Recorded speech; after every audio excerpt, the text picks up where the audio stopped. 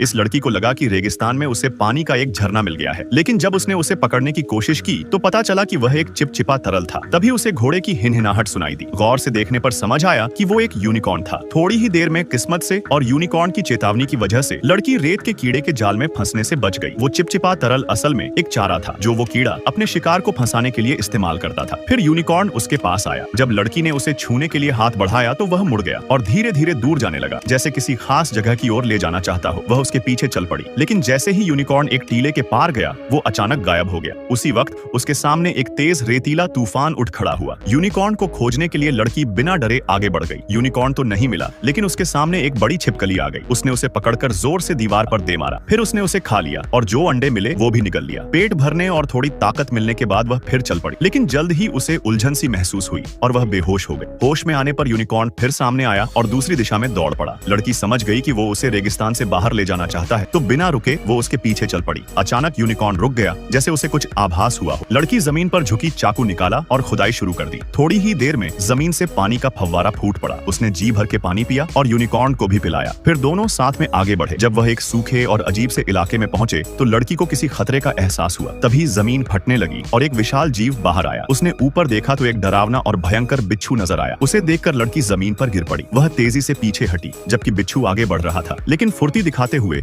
वह बार बार उसके वारों से बचती रही। तभी यूनिकॉर्न उसकी हिफाजत के लिए आगे आया और बिच्छू पर हमला कर दिया, लेकिन बिच्छू ने अपने नुकीले पंजों से यूनिकॉर्न को घायल कर दिया। यह देखकर लड़की का गुस्सा फूट पड़ा और उसने अपनी जादुई ताकत का इस्तेमाल कर डाला।